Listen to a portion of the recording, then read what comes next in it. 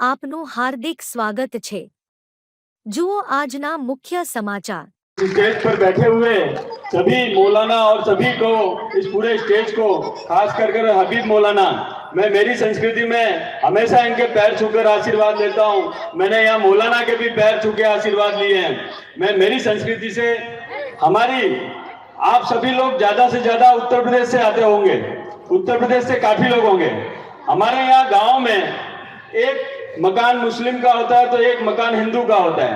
हम ऐसी संस्कृति से आते हैं। कैसी संस्कृति से? जहाँ एक मुस्लिम का मकान तो एक हिंदू का। गुलाब भाई सही है ना?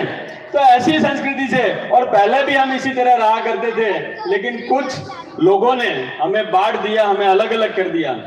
मौलाना साहब ने अभी अपने उसमें कहा कि भाई अजमेर शरीफ जी को मतलब आना था तो उन्हें हिंदुस्तान आने के लिए कहा गया। एक बहुत बड़ी बात है हमारा हिंदुस्तान। मैं आप सब लोगों को ये बताऊंगा, पूरे विश्व में सबसे ज्यादा, पाकिस्तान से भी ज्यादा यदि कहीं मुस्लिम बसते हैं तो हिंदुस्तान में बसते हैं। कहां बसते हैं? हिंदुस्तान में। और पूरे वर्ल्ड में सबसे ज्यादा यदि कोई सुखी मुस्लिम कौम है तो मेरे हिंदुस्तान में है। मौलाना साहब, पूरे विश्व में, मैं आपको विश्व की बात कर रहा हूं, पूरे विश्व में यदि सबसे ज्यादा सुखी कोई है तो हिंदुस्तान में है। और हिंदुस्तान में इस संविधान में एक ऐसी हमें ताकत दी है कि हमारे यहाँ हर किसी को एक अपनी जगह दी गई है। हमें, हमारा देश संविधान पे चलने वाला देश है। अभी मेरे बारे में काफी बात की, मैं वोट की राजनीति नहीं करता। मैं यदि वोट की राजनीति करता तो मैं आपके बीच नहीं होता। अभी मुझसे काफी उम्मीदें आप लोगों ने लगाई है। मैं हमेशा, यदि ताजिया हो तो ताजिया के दिन भी हमारे भाई के साथ में नारे तकबीर अल्लाह अकबर बोलने के लिए आता हूं। मैं यहाँ आकर आपके बीच, आपको शायद पता होगा, मैं हर ताजिए में हर जगह घूमा और हर जगह जाकर मैंने इनके साथ में ये नारा दिया। तो हमारे यहाँ ये हिंदुस्तान में हर चीज में एक अलग तरह के, पूरे विश्व में यदि कोई ताकत रखता है तो हिंदुस्तान के पास ये ताकत है। हमारे यहाँ टीम में यदि कोई जीत दिलाता है तो कोई इस तरह की व्यवस्था नहीं होती है। तो टीम की जीत, सबसे ज्यादा विकेट किसने ली?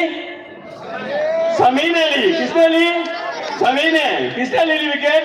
शमी ने ली। तो इस देश में इस तरह की संस्कृति है। ये देश अलग अलग मजहब, अलग अलग कौम से बना हुआ देश है। इस देश को पूरे नबी ने भी इसे पसंद किया। ऐसा ये देश जहां आप रह रहे हो, आप खुश नसीब हो कि हमें इस भारत में, इस हिंदुस्तान में हमारा जन्म हुआ है। तो ऐसी जगह जो उम्मीदें आपने मुझसे लगाई है, हमारे ये कमेटी ने, सबने मिलकर ये मुहिम चलाई है कि कब्रिस्तान में जहां मुर्दे रहते हैं वहां जिंदों को नहीं रहना चाहिए।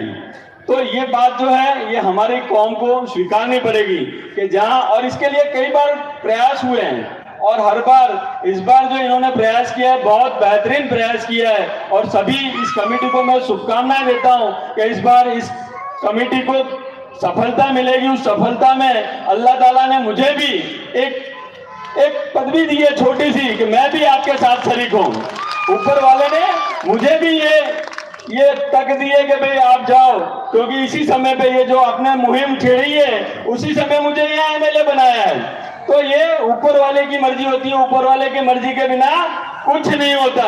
यहाँ जो भी होता है वो मौलाना साहब ऊपर वाले की मर्जी से होता है। तो ऊपर वाले की मर्जी, मैं आपके साथ शरीक हूँ। मैं आपको ये पक्का वादा करने आया हूँ कि ये जो आपकी मुहिम है उसमें मैं आपके साथ सहयोग देकर इस अच्छी सी मुहिम को पूरा करूंगा। और कब्रिस्तान में जो जिंदे लोग बसते हैं उन्हें बाहर करेंगे हम, और जहां जिसकी जो जगह है वो जगह उन्हें देंगे। और यहाँ हमारे मौलाना साहब आ गए हैं और मैं ज्यादा ना बोलकर, हमारे जब सूरज आया है तो चांद और सितारों को छूटना पड़ेगा। सूरज यहाँ आ गया है और मैं उनका इस्तकबाल करता हूँ कि वो आए और आकर यहाँ तशरीफ करें। मैं उन्हें नमन करता हूं, उनसे आशीर्वाद लेता हूं और मैं आपको ये वादा देता हूं कि जो भी मुझ पर आपने जवाबदारी दी है मैं उसको पूरी तरह से निभाऊंगा। ऊपर वाले से मैं ये मन्नत करता हूं कि भाई मुझे वो शक्ति दे और मैं आपके हर काम में आपके शरीक हूं। मुझे यहाँ बुलाकर मुझे मौका दिया, मेरा इस्तेमाल किया, इसीलिए मैं सबका खूब खूब आभार व्यक्त करता हूं। सलाम वालेकुम। ये गुलाब खान बीच रास्ते में बोल रहे हैं कि